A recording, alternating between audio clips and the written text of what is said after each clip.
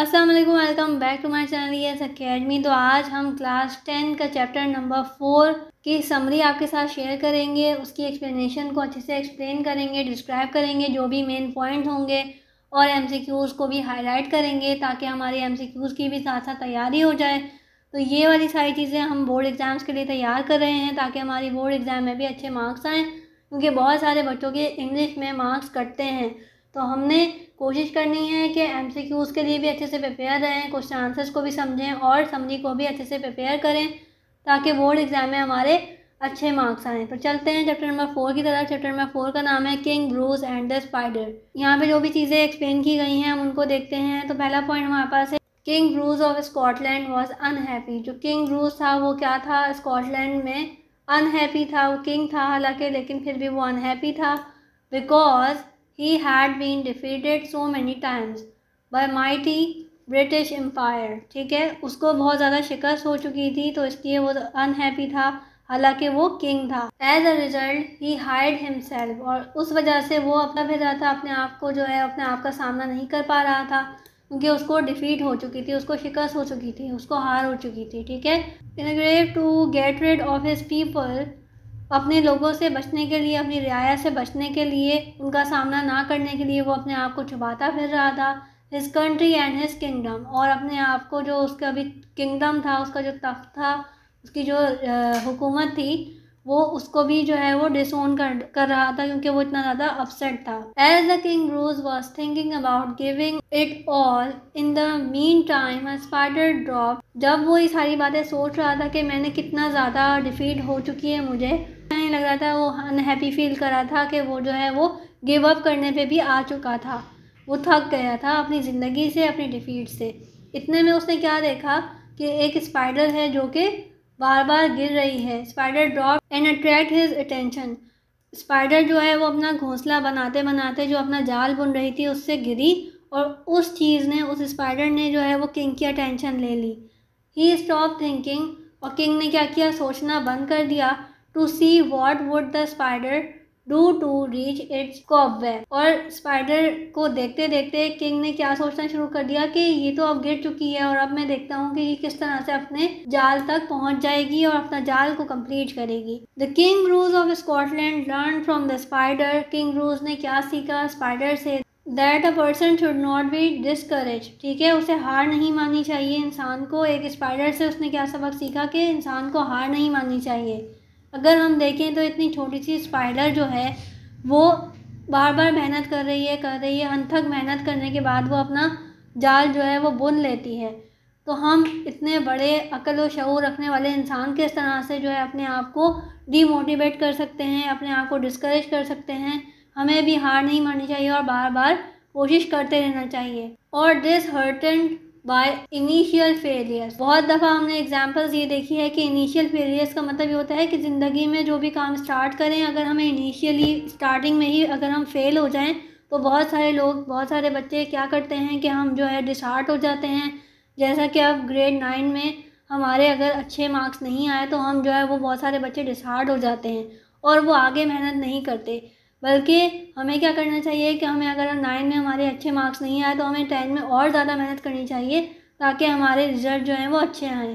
तो एक इंसान को कभी भी हार नहीं माननी चाहिए, कभी भी दिल बर्दाश्ता नहीं होना चाहिए, चाहे वो इनिशियल फेलियर्स ही क्यों ना हो। यानी कि स्टार्ट में ही जो आपकी पढ़ाई है वो बेसिकली अभी स्टार्ट हुई है, बोर्ड एग्ज़ाम अभी आपके स्टार्ट हुए हैं।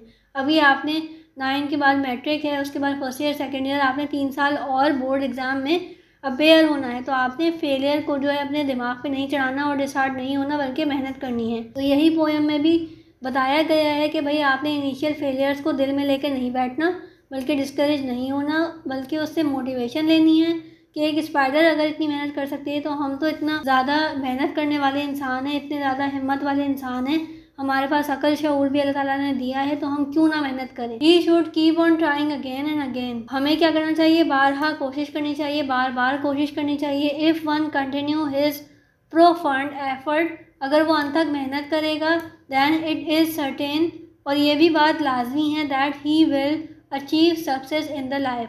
आपने बहुत सारे लोगों को ये देखा होगा कि वो बार बार मेहनत करते रहते हैं, एक ही चीज़ के पीछे लगे होते हैं, अगर कोई अच्छा पढ़ने वाला बच्चा है, किताबें बिल्कुल अच्छी तरह से वो पढ़ रहा है, मेहनत कर रहा है, बोर्ड एग्जाम्स के लिए भी, टीचर्स की भी अच्छे से असाइनमेंट पूरे कर रहा है, तो ज़रूर उसका रिजल्ट भी बहुत ज़्यादा हमसे ज़्यादा अच्छा आता है। क्यों आता है? क्योंकि वो कंटिन्यूटी से अपना काम कर रहा होता है, अपनी जो है वो जस्तुजू में लगा होता है, अपने गोल्स को अचीव करने के लिए लगा होता है। तो यही सारी बातें हमारी पोएम में भी बताई गई हैं कि अगर हमें सक्सेस को अचीव करना है तो हमें क्या करना है, डिसहार्ट नहीं होना, बल्कि अपनी पूरी अंत तक मेहनत करनी है और बार बार मेहनत करनी है। बिफोर सीइंग द स्पाइडर को देखने के बाद किंग ब्रूस, हालांकि वो किंग था लेकिन उसने क्या किया, उसने एक स्पाइडर से सबक सीखा। Decided to give up his kingdom and people because he had been trying to do a great deed for his country to make his people glad but could not be succeed in efforts. उसने क्या सीखा कि भाई मैं अपनी मेहनत तो कर रहा हूँ ना, जितनी भी जो भी रिज़ल्ट आ रहा है वो एक अलग बात है, और मैं आगे भी कोशिश करता रहूँगा, बल्कि मैं गिव अप नहीं करूँगा, बल्कि मैं भी आगे कोशिश करता रहूँगा। किसके लिए? अपने लोगों के लिए, अपने लोगों की जो है आसानी के लिए मैं कोशिश करता रहूँगा, जिससे मुझे भी सेटिस्फैक्शन मिलेगी और मुझे सक्सेस भी मिलेगी। तो मैं अपनी एफर्ट्स पूरी करूँगा। आगे क्या है, king Bruce thought that the spider would not be able to reach its call. उसने क्या देखा कि भाई जो स्पाइडर थी, इतनी छोटी सी स्पाइडर थी, वो अपनी जो है वो कॉबवेब तक नहीं पहुंच पा रही थी, लेकिन उसने मेहनत की और बार बार ट्राई किया। बिकॉज इट अटैम्प्ट 8 टाइम्स, उसने कम से कम 8 टाइम जो है वो अटैम्प्ट की टू रीच इट्स होम। वो अपने जो घर पहुंचने के लिए उसे इतनी मेहनत करनी पड़ी कि उसने 8 दफ़ा ट्राई की। अगर वो फर्स्ट सेकंड ट्राई के बाद हार मान जाती और कहीं और चली जाती तो शायद उसकी 8 अटैम्प्ट के बाद जो सक्सेस थी वो उसे ना मिलती। तो उसने ट्राई करती रही और उसको सक्सेस भी मिल गई। But every time it could be and not reach its home. तो भाई उसने यही सीखा कि भाई हर बार वो मेहनत कर रही थी और अपनी जो है मंजिल तक नहीं पहुंच पा रही थी, लेकिन उसने छोड़ा नहीं, उसने गिव अप नहीं किया और वो कंटिन्यूस एफर्ट करती रही। The spider climb at the different speed, और उसने पहले उसको डिफीट हुई तो उसने और ज़्यादा डिफरेंट स्पीड से और ज़्यादा तेज़ स्पीड से जो है वो कोशिश की कि शायद अब मैं छलांग मार के अपने कॉबवेब तक पहुंच जाऊं। All the times to reach its cob, अपने जो जाल तक पहुंचने के लिए उसने हर बार मेहनत की, डिफरेंट स्पीड ट्राई की ताकि वो अपने घर तक पहुंच जाए। स्पीडली इंच बाय इंच, और Aahista Aahista inch by inch जो है उसने प्रोग्रेस की। And the very last pinch, और आखिरकार उसने क्या किया, इट रैन वेरी फास्ट, और आखिरी जो कोशिश की उसने वो और ज़्यादा लो नहीं हुई, उसने अपने आप को डिमोटिवेट नहीं किया, बल्कि उसने क्या किया और ज़्यादा फास्ट स्पीड से जो है वो कोशिश की। And its home after the 9th attempt, आखिरकार जो है वो 9th अटैम्प्ट में उसने अपना जो भी मिशन था, जो भी गोल था, जो भी अटैम्प्ट थी वो पूरी कर ली और अपने घर तक वो पहुंच गई। अब चलते हैं और सेंट्रल आइडिया ही पढ़ लेते हैं। This poem has been written by a famous English poet. ये भी आपने याद रखना है, जो पॉइंट्स में हाईलाइट कर रही हूँ ये एमसीक्यू में ज़रूर आते हैं। पोएट का नाम है एलिजा कुक। पोएट का नाम क्या है? Eliza cook.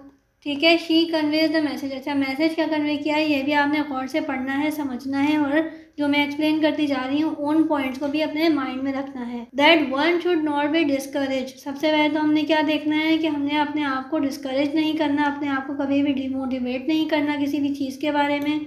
एंड डिसहार्टेंड, और कभी भी दिल बर्दाश्ता नहीं होना बाय इनिशियल फेलियर। चाहे हमें अपनी ज़िंदगी में कितनी ही मुश्किलात आए, इनिशियल फेलियर्स आए, स्टार्ट में ही अगर हम फेल हो जाएं तो हमने डिसहार्टेंड नहीं होना, हमने डिस्करेज अपने आप को नहीं करना। Attempt must be carried out again and again, और हमने क्या करना है, अपनी एफर्ट को बार बार कोशिश करते रहना है।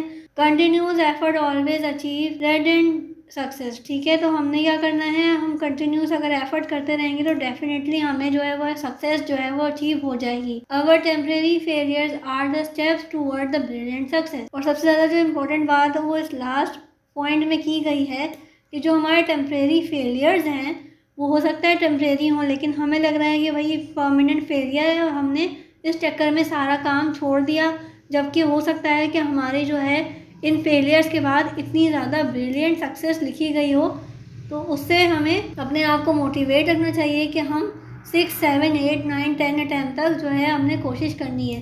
क्या पता आपकी जो है सेकेंड या थर्ड अटैम्प्ट के बाद ही आपके लिए इतनी बड़ी सक्सेस लिखी गई हो, लेकिन अगर आपने फर्स्ट के बाद ही डिसहार्टेंड हो जाएं और आपने अगर आगे ट्राई ही नहीं किया तो फिर आप कुछ भी ज़िंदगी में अचीव नहीं कर पाएंगे। तो आपने एटलीस्ट अपना बेस्ट देना है, अपनी बेस्ट ट्राई देनी है अगेन एंड अगेन, ताकि आपको अचीव हो जाए आपका गोल। तो ये थी आज की वीडियो, आज का लेक्चर, आज की समरी, और ये था आज का central idea. So I hope कि आपको ये वीडियो हेल्पफुल रही होगी। So please like my video, share my videos and subscribe my channel. Thank you.